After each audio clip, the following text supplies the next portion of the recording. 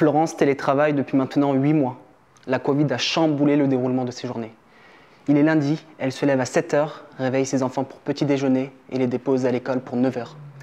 De retour à la maison, notre jeune maman s'assied face à son bureau, allume son ordinateur et peut donc commencer à travailler. Il est 10 h 47 et Florence contemple le mur face à elle depuis maintenant 20 minutes. Elle se souvient du café qu'elle prenait avec ses collègues à 10 h 30.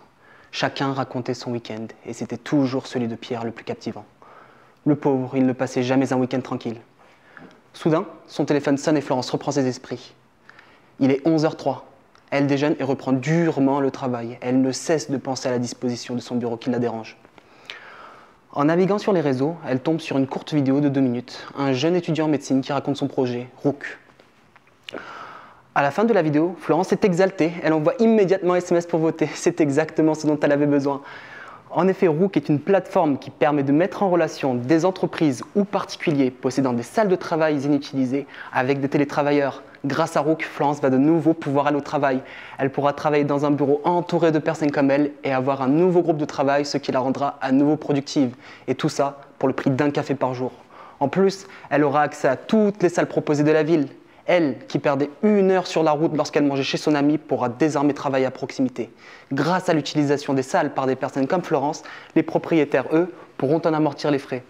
Rook est un projet qui permettra aux télétravailleurs comme Florence de rester dans des conditions de travail adéquates pour un coût très faible et il permettra aux entreprises ou particuliers de mettre à disposition leurs locaux inutilisés afin de les rentabiliser. Il changera ainsi le monde du coworking en rendant les tarifs plus accessibles et en donnant la possibilité d'utiliser une salle Rook, quelle que soit la ville. Il est vendredi, 10 h 47 et Héloïse raconte désormais ses aventures à Florence.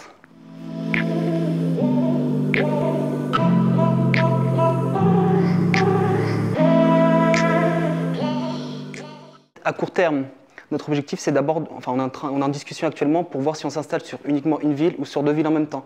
L'objectif c'est vraiment de ne pas avoir de biais de sélection vis-à-vis de cette ville. On veut vraiment avoir le maximum de monde, donc on est en train de réfléchir avec une grande ville, peut-être à côté de Limoges, peut-être uniquement commencer dans cette ville-là, pour voir vraiment en fait comment marche le projet. Ensuite, à long terme, l'objectif c'est que bien sûr de s'installer dans toutes les villes de France et d'avoir une salle Rook partout où on va. Ce qui est bien sûr bénéfique à tout professionnel qui voyagerait et donc qui aurait besoin d'une salle de travail.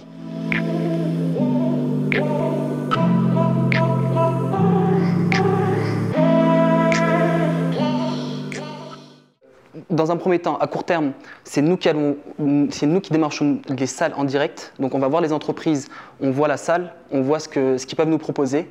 Et donc on définit si oui ou non on le met sur notre site. À long terme, ça va être quelque chose qui se fera automatiquement. Donc on aura tellement de salles que les entrepreneurs eux-mêmes mettront leurs salles sur notre site. Et donc c'est à partir de là que, bien sûr, il y aura un algorithme qui fera que, selon les conditions qu'ils auront mis, selon donc les photos qu'ils nous mettront à disposition, on pourra savoir si oui ou non on peut les mettre à disposition.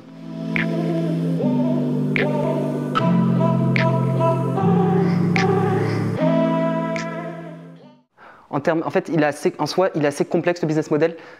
Pour faire très simple, sur chaque abonnement on fera ça sous forme d'abonnement. Sur chaque abonnement qu'on vendra, on aura un certain pourcentage.